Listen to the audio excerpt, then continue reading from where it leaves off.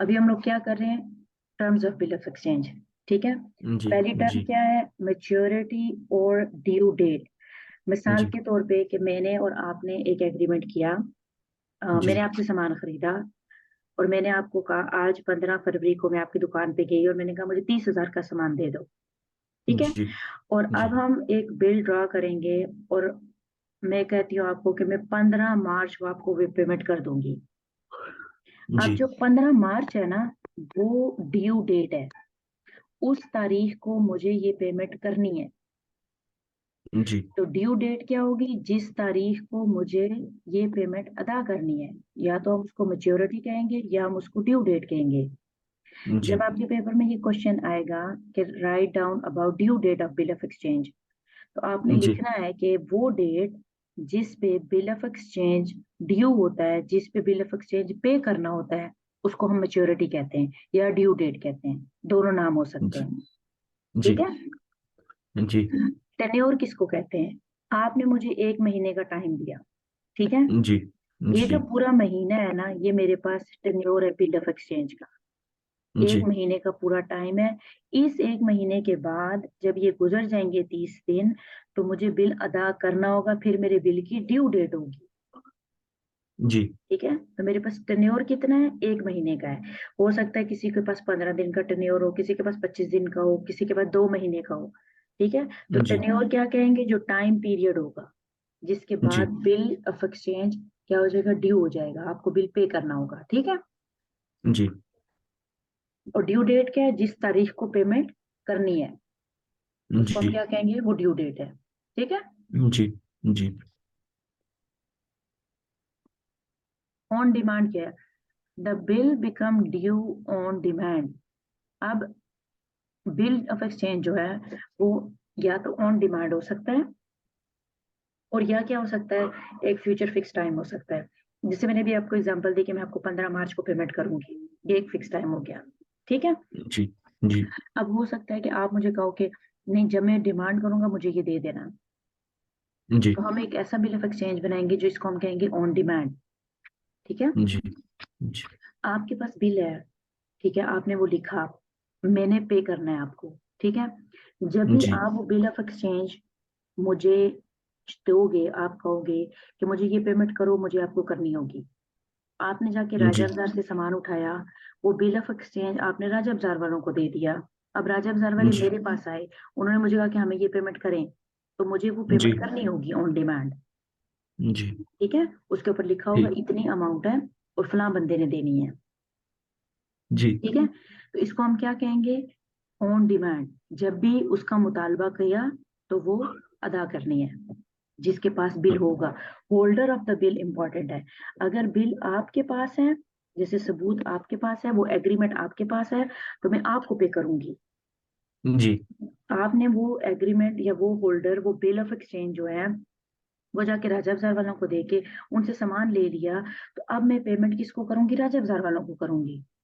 तो जो जी होल्डर होगा ना बिल का, वो उसको पेमेंट जाएगी। ठीक है, जी क्योंकि आपने सामान किस शर्त पे लिया राजा बाजार वालों से, उस बिल ऑफ एक्सचेंज की शर्त पे। जी जिस किसी ने आपके पैसे देने हैं और वो आप ये पैसे उससे तलब कर सकते हैं। ठीक जी है, ठीक when bill becomes payable on presentation it is called at site। जब जब ये ऑलमोस्ट एक जैसी दोनों चीजें, on demand and at sight, कि जब बिकम पेएबल हो जाए, बिल पेएबल बन जाए ऑन प्रेजेंटेशन। आपने जाके राजा बाजार वालों से सामान उठाया, अब राजा बाजार वाले बंदों में से एक बंदा आया मेरे पास, उसने मुझे आके प्रेजेंट किया कि ये बिल जी है और इसके आप पैसे अदा कर दें, तो इसको हम ठीक क्या कहेंगे, एट साइट। साइट जी कहते हैं ना, देखना। ठीक है, तो जी मैंने जो ही बिल को देखा, तो मुझे वो बिल अदा करना पड़ेगा। जी ठीक है, जब मुझे क्वेश्चन ला के प्रेजेंट किया तो। डेज ऑफ ग्रेस, अब देखो हम क्या कहते हैं, अक्सर देखो स्टूडेंट्स ये वर्ड यूज करते हैं ना कि ग्रेस मार्क्स मिले हैं। ग्रेस का जी मतलब है कि एक्स्ट्रा। जी ठीक है, तो डेज ऑफ जी ग्रेस क्या है, एक्स्ट्रा टाइम पीरियड को कहेंगे। इन जी calculating the due date of payment, 3 additional days are allowed to the drawee or acceptor to meet the bill। 3 extra day allow होते हैं। अभी हमने एग्जांपल की थी कि 15 मार्च को मेरा बिल ड्यू है, जी ठीक है, तो मुझे 18 तारीख तक मेरे पास टाइम है, 16, 17, 18, 3 दिन मुझे एक्स्ट्रा मिले हैं पेमेंट करने के लिए, जी ठीक है। तो इनको हम क्या कहेंगे, डेज ऑफ ग्रेस, जी ठीक है। अगर आपके पेपर में डेफिनेशन आती है कि what are days of grace या what is a grace period, जी व्हाट इज ग्रेस टाइम, तो आप लिख सकते हो कि ड्यू डेट कैलकुलेट करते हुए जो 3 एक्स्ट्रा दिन अलाउ किए जाते हैं पेमेंट करने के लिए ड्राई को, उनको हम क्या कहते हैं, ग्रेस डेज, जी ठीक है। होल्डर क्या है, the person who holds the bill. अब बिल आपके पास है तो आप होल्डर हो, बिल राजा बाजार वालों के पास है तो वो होल्डर है, जी ठीक है। The person who holds the bill और the person to whom the bill is in his possession, जिसके कब्जे में है, पोजेशन कहते हैं कब्जे में है, जी ठीक है। जिसके पास भी बिल जी होगा वो ये रकम वसूल कर सकता है। आपके पास बिल ऑफ एक्सचेंज था, आपका बिल ऑफ एक्सचेंज चोरी हो गया, जिसके पास चला गया वो रकम वसूल कर सकता है, क्योंकि जी पेई को नहीं पता, पेयर को नहीं पता, मुझे नहीं पता कि आपने उस बंदे से सामान लेके आपने खुद दिया है या उसने चोरी किया है। जी उसके पास बिल है, वो मेरे पास लेके आएगा कि आपने ये रकम अदा करनी है, मुझे उसको पेमेंट करनी पड़ेगी, जी ठीक है। इसलिए बिल ऑफ एक्सचेंज आपको संभाल के रखना है, ये ऐसा डॉक्यूमेंट है जो मनी के इक्वल है। जी acceptance, when the drawee, drawee कौन है, मैं हूं, जब मैंने साइन कर दिया अपना नाम across the face with the word accepted, मैंने ये लिखा, ये बिल था एक, उसके ऊपर मैंने लिख दिया एक्सेप्टेड, ठीक है, ये वाला वर्ड लिख दिया एक्सेप्टेड, द बिल जी is said to be accepted and this act of drawee is called acceptance. अब क्या, जी जब मैंने ये लिख दिया एक्सेप्टेड, इसका मतलब है कि मैंने ये बिल एक्सेप्ट कर लिया है कि जी मैं ये पेमेंट फलां तारीख को 1 महीने के बाद 15 मार्च को ये पेमेंट मैं अदा करूंगी, जिसके पास जी भी ये बिल होगा, जी ठीक है। जी अब जरूरी नहीं है कि वो बिल आपके पास हो, वो राजा बाजार वालों के पास हो, या आपसे चोरी हो जाए किसी और के पास हो, जिसके पास भी जो भी होल्डर होगा इस बिल का, उसको मुझे ये रकम अदा करनी पड़ेगी, जी ठीक है। तो एक्सेप्टेंस जी क्या है, अगर मैं आपसे पूछूं कि write down the definition of acceptance, तो आप लिखोगे कि जब ड्रॉई साइन करेगा अपना नाम अक्रॉस द फेस, जैसे जी मैं यहाँ पे क्या करूंगी, जैसे मैं यहाँ पे अपना सिग्नेचर करती हूँ, ठीक है, मैंने जी सिग्नेचर किए और नीचे मैंने लिख दिया एक्सेप्टेड, जी जब ड्रॉई सिग्नेचर्स के साथ एक्सेप्टेड वर्ड लिखेगा, इसका मतलब है कि उसने ये बिल एक्सेप्ट कर लिया है, दिस इज कॉल्ड एक्सेप्टेंस, जी ठीक है। जी आपको ये डेफिनेशन सारी पेपर्स के लिए आनी चाहिए, ठीक है, सारी ये टर्म्स आनी जी चाहिए, कौन सी पार्टीज हैं, ये सारे आपको डिफरेंस आने चाहिए हर टर्म का। उसके बाद जी है प्रोमिसरी नोट। प्रोमिसरी नोट क्या है कि it is an instrument in writing containing an unconditional promise signed by the maker to pay on demand or at a fixed determinable future time a certain sum of money only to or to the order of certain person or to the bearer of this instrument। ये एक ऐसा instrument है, ये भी bill of exchange की तरह है। जी इसकी कंडीशंस क्या हैं, देखो ये मेन वर्ड्स हैं, ये जब आप लिखोगे ना तो आपकी राइटिंग में ये मेन वर्ड्स होने चाहिए। ये एक ऐसा इंस्ट्रूमेंट है जो राइटिंग में होना चाहिए, जी इसके अंदर क्या होना चाहिए, कंटेनिंग एन अनकंडीशनल प्रॉमिस, कोई कंडीशन नहीं इसके साथ अटैच होनी चाहिए। ये नहीं होना चाहिए कि मुझे मेरा किराएदार पैसे देगा तो फिर मैं आपको पेमेंट करूंगी, जी मेरी 100 शर्टें बिकेंगी तो फिर मैं जाके राजा बाजार वालों को पेमेंट करूंगा, ऐसे नहीं होगा, जी कोई कंडीशन अटैच नहीं होगी, इट मस्ट बी अनकंडीशनल, जी साइंड, और क्या होना चाहिए, signed by the maker, signature होने चाहिए, जी टू पे ऑन डिमांड और at a fix determined future time, कब पे करना है, डिमांड पे करना है या किसी फिक्स टाइम पे करना है, क्या पे ठीक है करना है, a certain some of money,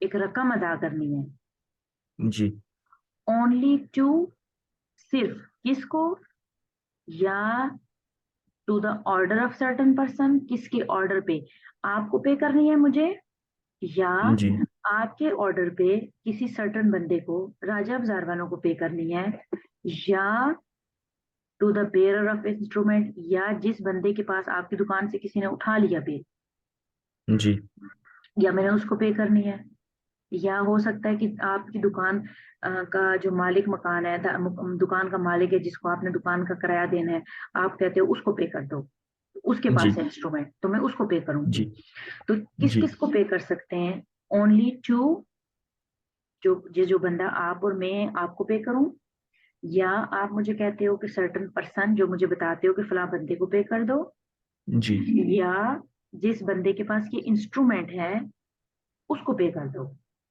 जी ठीक है, तो इसमें सारे वर्ड्स देखो इंपॉर्टेंट है, आप इसमें से कोई वर्ड स्किप नहीं कर सकते। तो जब आप जी समझे हुए होगे ना तो फिर आपको मुश्किल नहीं होगी। अब हम देखते हैं कि इसमें फर्क क्या है।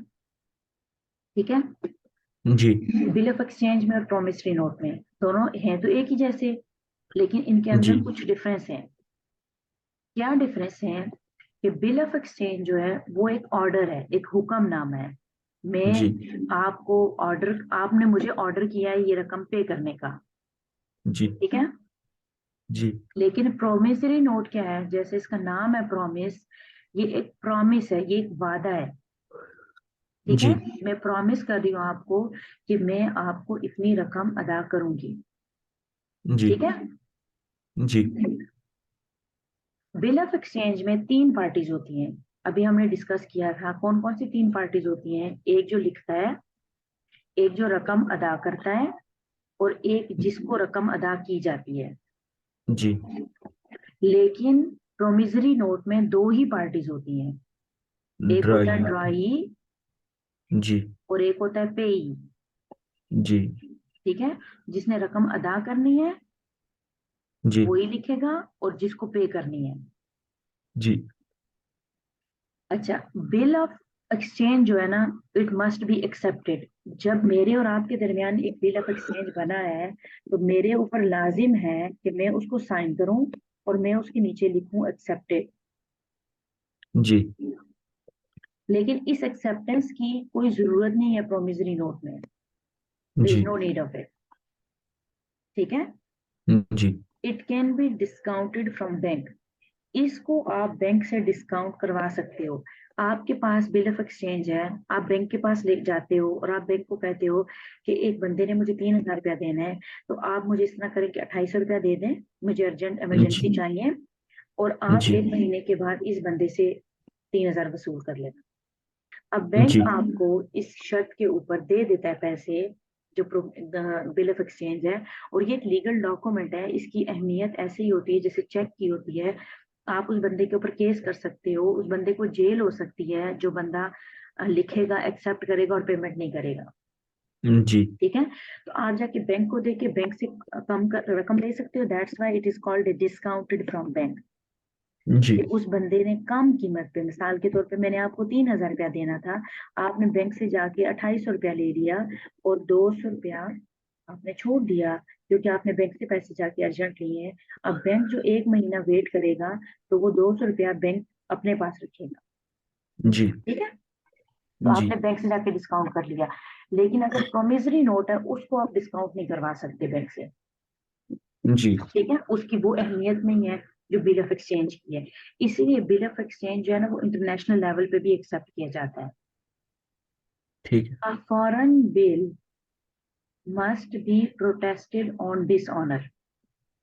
अब देखो, जो फॉरेन बिल है, जैसे मैंने अभी आपको एग्जांपल दी कि इंटरनेशनल लेवल पे आप किसी दूसरे मुल्क से खरीदते हो कोई चीज, तो आप उसमें यूज कर सकते हो bill of exchange. It must be protested on dishonour. अगर कोई फॉरेन बिल है, गैर मुल्की उसके बिल के साथ, किसी दूसरे मुल्क के साथ आपका कोई लेन देन है, वो बिल अगर जी डिसऑनर हो जाता है, वो कैश नहीं होता, तो उसके ऊपर एहतजाज करना जरूरी होता है। आपको जाके पुलिस जी को इन्फॉर्म करना है, आपको रिकॉर्ड करवाना है, केस अपना दर्ज करवाना है। ठीक जी है, लेकिन प्रोमिसरी नोट में ऐसे करने की जरूरत नहीं है। ठीक है, जी foreign bills are drawn in sets. जब आप किसी दूसरे मुल्क के साथ लेन देन करते हो उसके मुख्तलिफ सेट्स होते हैं, मुख्तलिफ कॉपियां तैयार की जाती हैं। प्रोमिसरी नोट की कॉपियां नहीं बनाई जाती। ठीक है, जी ये डिफरेंस जो है ना, अब आपको देखो डिफरेंस पढ़ के पता चल रहा होगा कि बिल ऑफ एक्सचेंज की अहमियत ज्यादा है प्रोमिसरी नोट से। जी ये ज्यादा ऑथेंटिक डॉक्यूमेंट है। इस डॉक्यूमेंट के ऊपर आप लॉ सूट कर सकते हो, केस कर सकते हो, पे पेयर को आप फोर्स कर सकते हो कि वो रकम अदा करे। ठीक है, जी अब इन दोनों का डिफरेंस आपको पेपर के लिए आना चाहिए। ये पेपर में आपको क्वेश्चन आ सकता है कि write difference between bill of exchange and promissory note. जी ओके, उसके बाद क्या है, रिकॉर्डिंग बिल्स ट्रांजैक्शन। अब आपने ये बिल ड्रॉ कर लिया। ठीक है, अभी तक तो हमने ये पढ़ा था कि कौन कौन बिल ड्रॉ कर सकता है। तीन पार्टियां हैं, एक ड्रॉ करने वाला है, लिखने वाला है, एक जिसने पेमेंट करनी है, एक जिसको रकम अदा की जाएगी वो पेई है। फिर हमने कुछ टर्म्स की थी कि बिल की मेच्योरिटी डेट होती है जिस दिन वो रकम हमने अदा करनी है। एक टेन्योर होता है, एक पर्टिकुलर टाइम पीरियड होता है जिसके ऊपर जितना वो उधार बंदा रख सकता है। होल्डर कौन है, जिसके पास बिल है। एक्सेप्टेंस का क्या मतलब है कि जो जिस बंदे ने रकम देनी है वो उसको साइन करेगा, उसके ऊपर एक्सेप्टेड लिखेगा। ठीक है, जी तो अभी तक हमने पढ़ा था कि बिल ऑफ एक्सचेंज है क्या। ठीक है, जी अब हमने ये पढ़ना है, अब हम ये सीखने लगे हैं कि जब हम बिल की ट्रांजैक्शन करेंगे तो हम अपनी बुक्स में कैसे रिकॉर्ड करेंगे। जी इससे पहले तो हमने देखा था कि जब हमारे पास, अब किसी से हम जाके उधार लेते हैं 500 1000 2000 का, तो हम क्या करते हैं, अकाउंट पेबल लिख देते हैं। जी अगर किसी ने हमारे पैसे देने, हम अकाउंट रिसीवेबल कर लेते हैं। ठीक है, जी जी बिल ऑफ एक्सचेंज को आपने ऐसे माइंड में रखना है कि हम कोई बड़ी ट्रांजैक्शन कर रहे हैं। ठीक है, उसके लिए ठीक हमें एक लीगल डॉक्यूमेंट चाहिए कि अगर कल हमारा सप्लायर, हम अपने सप्लायर को रकम नहीं अदा करें, उसके पास क्या प्रोटेक्शन है, या जी हमारा ग्राहक हमें पे नहीं कर रहा तो हमारे पास क्या प्रोटेक्शन है। जी ठीक है, तो उस पर्पज के लिए हम इसको कैसे रिकॉर्ड करेंगे। For the purpose of accounting bill of exchange are classified under two heads. दो तरह के हेड्स में इसको क्लासिफाई किया गया। कौन कौन से, एक होगा बिल पेएबल, एक होगा बिल रिसीवेबल। आपने मुझसे रकम वसूल करनी है, मैंने आपसे 20,000 का सामान उठाया है, तो आप अपनी बुक में क्या लिखोगे, बिल रिसीवेबल लिखोगे कि आपने रिसीव करना है। समझ नहीं आई, रुक गया था। देखो, मैंने आपसे सामान उठाया, मैंने आपसे शर्टें खरीदी और मैंने आपको 20,000 रुपया देना है। जी तो आप अपनी बुक में क्या लिखोगे, बिल रिसीवेबल लिखोगे या बिल पेएबल लिखोगे। Bill receivable. बिल रिसीवेबल क्योंकि आपने रिसीव करनी है रकम। बिल पेएबल जी कब लिखोगे, जब आपने बिल पे करना है। जी आपने सामान उठाया होगा जाके राजा बाजार से, तो आप अपनी बुक में पेएबल लिखोगे। सिर्फ देखो, अकाउंट रिसीवेबल और अकाउंट पेएबल ही की तरह है ये, सिर्फ इसमें जी वर्ड बिल बिल आ गया है, जो ये शो जी करेगा कि ये जो रकम है ये प्रोटेक्टेड है, ये एक लीगल डॉक्यूमेंट है। हम अगर जब जी अकाउंट पेएबल लिखते हैं और अकाउंट रिसीवेबल होते हैं, वो हम किसी को कोर्ट में नहीं लेके जा सकते। जी ठीक है, लेकिन बिल रिसीवेबल ऐसा डॉक्यूमेंट है जिसके ऊपर आप किसी को कोर्ट में लेके जा सकते हो। ठीक है, जी जी अब बिल रिसीवेबल क्या है, bill of exchange is treated as bill receivable for the person who is entitled to receive the sum. जिस बंदे ने मनी रिसीव करनी है वो बंदा कौन होगा, बिल, वो अपनी बुक्स में क्या लिखेगा, बिल रिसीवेबल। जी A bill of exchange is treated as bill payable for the person who has to pay it। अगर जी आपको ये पे करनी है, you have to pay it, right? आपने जाके जी राजा बाजार को ऑन ड्यू डेट पे करनी है, तो आप अपनी बुक्स में बिल पेएबल लिखोगे। जी ठीक है, इसका ठीक। मतलब ये है कि bill of exchange is the bill, एक बंदे के लिए रिसीवेबल है जी जो ड्रॉअर है, जो लिखता है। जी आपने और मैंने बिल ऑफ एक्सचेंज किया, लिखा। ठीक है, आप कौन जी हो, आपने बिल लिखा, आप कौन हो, ड्रॉअर। जी आपने बिल रिसीव करना है, आप जी अपनी बुक में बिल रिसीवेबल लिखोगे, जी राइट। और मैं जी कौन हूँ, मैं हूँ ड्राई। ड्रॉई। जी मैंने आपके पैसे देने हैं, तो मैं अपनी बुक जी में क्या लिखूंगी, बिल पेएबल। पे जी ठीक है, तो ये एक ही बिल है जो मेरी बुक्स में बिल पेएबल है और आपकी बुक्स में बिल रिसीवेबल है। क्योंकि मैंने पे करना है और आपने रिसीव करना है। मेरी लाइबिलिटी है, आपका एसेट है। जी समझ आ गई है ना? जी अब अगर आपके पेपर में ये क्वेश्चन आता है कि write down the difference between bill receivable and bill payable, आप आंसर कर सकते हो? जी। तो मुझे बताओ, बिल रिसीवेबल क्या है और बिल पेएबल क्या है? बिल रिसीवेबल, हमने जब किसी से कोई बिल रिसीव करेंगे तो हम रिसीवेबल लिखेंगे। हाँ, कोई अमाउंट, जब हमने एक अमाउंट रिसीव करनी है किसी से तो जी हम बिल रिसीवेबल लिखेंगे। और बिल जी। पेएबल? और बिल पेबल जो दूसरा बंदा पे करेगा तो वो अपनी बुक में बिल पेएबल बिल पे। लिखेगा। और या फिर जी आपने अगर पे करना है किसी को, जी आप अपनी बुक में बिल पेएबल लिखोगे। जी ठीक है? जी। अच्छा, अब यहाँ से आप रीड करो। In the practical life, in the practical life of एक second. In the practical life of for accounting aspects of a bill, a bill are divided into following 8 part. अच्छा अब ये हमने Then ध्यान से समझना है। जी बिल को रिकॉर्ड करने में, अकाउंटिंग करने में 8 तरह के हिस्से हैं, इसके 8 हिस्से हैं। अब 8 जी स्टेप्स हैं बेसिकली। मसलन लिखा गया है, पे हुआ है, रिन्यू हुआ है, रिटायर हो गया, खत्म हो गया, आपने, मैंने और आपने पहले बिल लिखा, ठीक है? जी फिर क्या हुआ कि हो सकता है कि मैंने आपको आप जाके बैंक के पास जाओ और आपने जाके जी डिस्काउंट करा लिया। जी ठीक है? हो सकता है आपने वो बिल जाके राजब सारवानों को दे दिया है। जी हो सकता है कि आप बिल जाके लेके गए हो बैंक के पास, या आप मेरे जी पास लेके आए हो और मैंने वो पेमेंट नहीं की।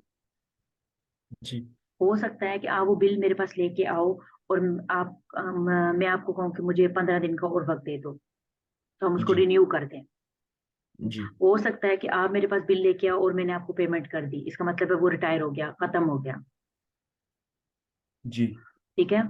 हो सकता है कि आप मेरे पास बिल लेके आओ और ऐसी सिचुएशन हो कि मैं अब मेरे पास, मैं इंसॉल्वेंट हो गई हूँ, मेरे पास कोई रकम नहीं है, मेरा घर चला गया है, मेरी गाड़ी चली गई है, मेरे पास कोई प्रॉपर्टी नहीं है, मैं आपको पे नहीं कर सकती। जी तो जब ये हम बिल ऑफ एक्सचेंज ड्रॉ करेंगे तो इसमें डिफरेंट काइंड ऑफ सिचुएशंस हो सकती हैं। जी ठीक है? अब हम पहली सिचुएशन के बारे में डिस्कस करने लगे हैं।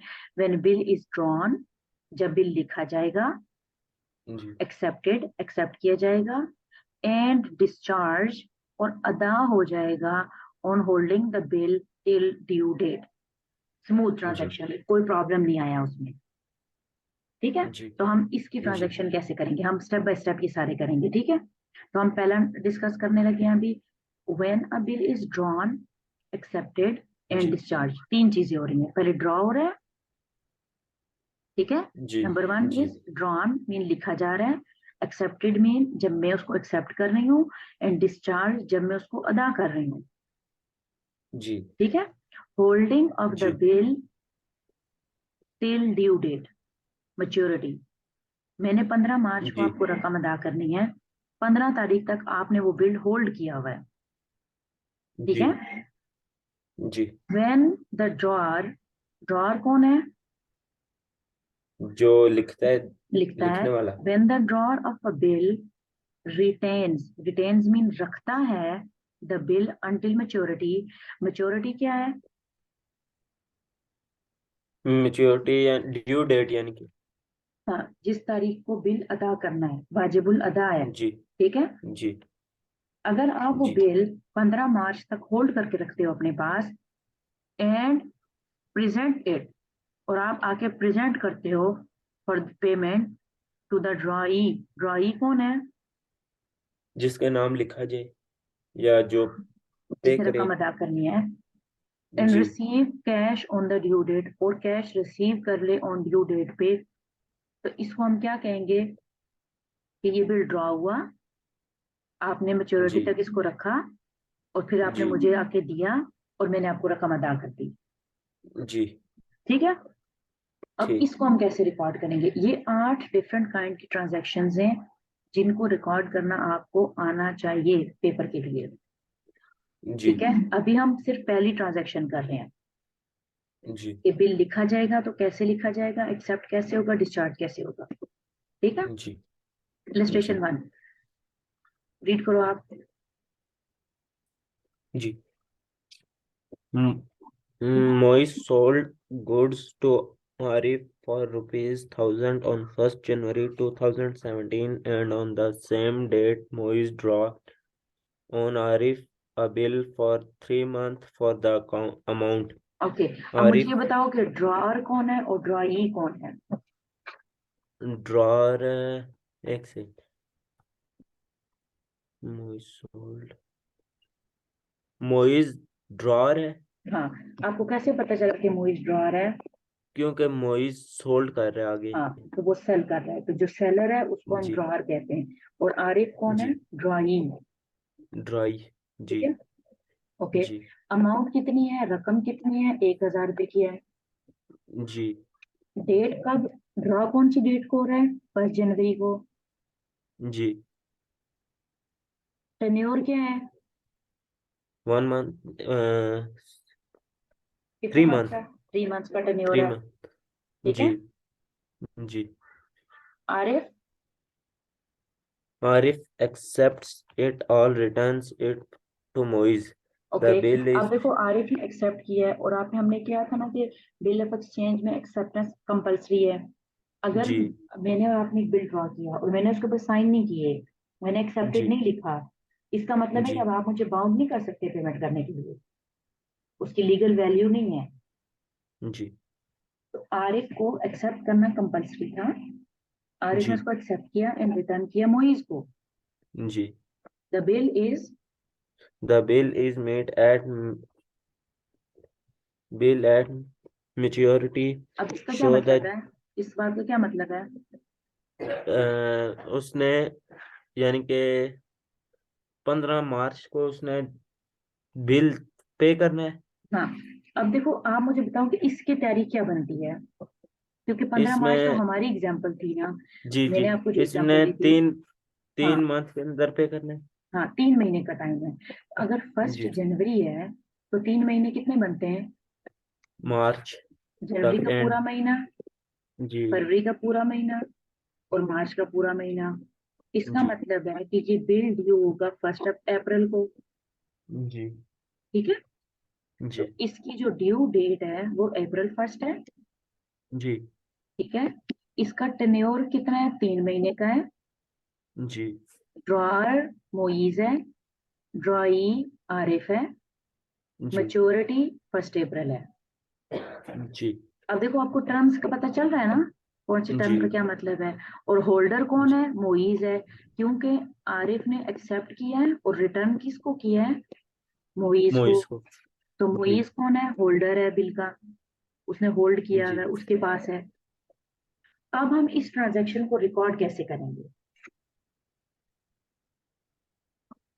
देखो जब हमने, सबसे पहले हमने चीजें सेल की हैं, आपने सेल की हैं जी आरिफ को। तो हम जी पहले क्या करते होते थे, हम यूं ही करते थे ना, अकाउंट रिसीवेबल टू सेल्स। जी तो आप आरिफ टू सेल्स करोगे, वही एंट्री जो हम पहले करते थे। जी सिर्फ आप यहाँ पे अकाउंट रिसीवेबल नहीं यूज करोगे, जब आप बिल का वर्ड आ जाएगा तो आपने क्वेश्चन में देखना है कि वर्ड बिल आया है या क्या आया है। जब बिल का वर्ड आएगा तो आपने अकाउंट रिसीवेबल नहीं लिखना।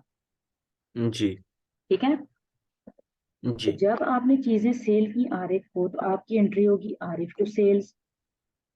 जी जब आरिफ ने एक्सेप्ट कर लिया और जी आपको वापस किया बिल, तो फिर आप रिकॉर्ड करोगे बिल रिसीवेबल टू आरिफ। जी इसका मतलब है कि पहले आरिफ डेबिट था, अब क्रेडिट हुआ, तो इसका मतलब है आरिफ हमारी बुक्स में से खत्म हो गया। जी राइट। आरिफ 1,000 से डेबिट था ना, जी। और 1,000 से ही आरिफ क्रेडिट हो गया। समझ इसका नहीं मतलब है, आई। देखो मैंने और आपने एक बिल ड्रॉ किया, ठीक है। जी एंट्री ये बनती है, बिल रिसीवेबल आपकी बुक में एसेट आ गया जी और सेल्स आ गया। ठीक जी है। ये फाइनल एंट्री बनती जी है। जी लेकिन अकाउंटिंग की बुक में हमें सारा रिकॉर्ड रखना पड़ता है कि बिल किसके और जी किसके दरमियान रिकॉर्ड हुआ था, क्योंकि बिल जी रिसीवेबल से आपको ये नहीं पता चल रहा कि ये बिल किस बंदे का है। जी तो जब आप सेल्स करोगे ना, तो आप पहले अपनी बुक में लिखोगे आरिफ टू सेल्स, जी ताकि पता चले कि आपने चीजें आरिफ को बेची हैं। जी और फिर आप लिखोगे कि आरिफ ने बिल रिसीवेबल एक्सेप्ट कर लिया है। जी इसका मतलब है कि अब बिल रिसीवेबल आपकी बुक्स में आ गया, आरिफ खत्म हो गया। जी ठीक है। जी तो आप देखो ये आरिफ और आरिफ खत्म हो गए हैं, तो एंट्री दोबारा बिल रिसीवेबल डेबिट है और सेल्स क्रेडिट है। इन दोनों एंट्रीज को अगर हम कंबाइन करें तो ये वाली एंट्री बनती है।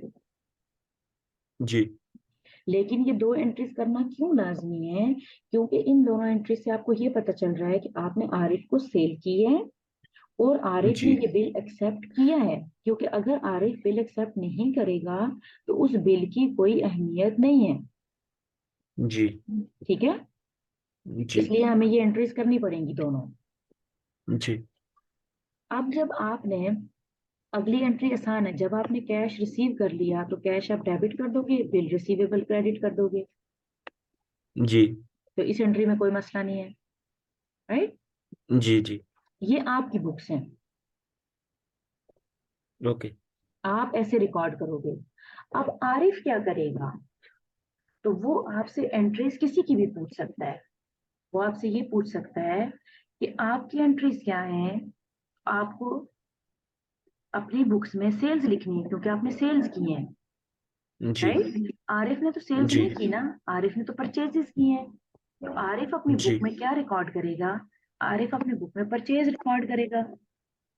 ठीक है। जी और उसने पेमेंट किसको करनी है?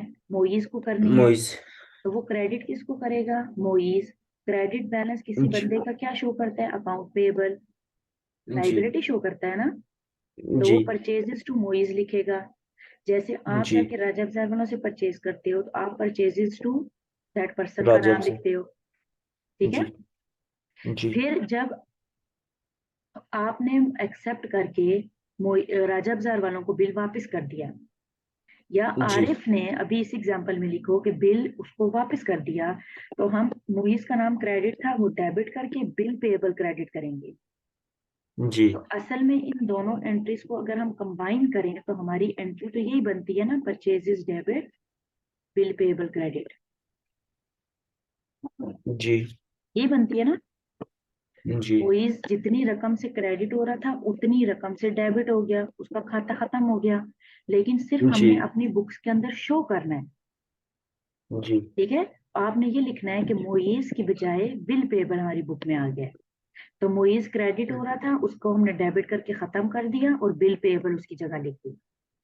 जी तो ये एंट्री क्या शो करती है कि इस बंदे ने एक्सेप्ट कर लिया है, और एक्सेप्टेंस की एंट्री कंपलसरी है। और जब जी पेमेंट आप कर देंगे तो बिल पेबल डेबिट और कैश क्रेडिट हो जाएगा।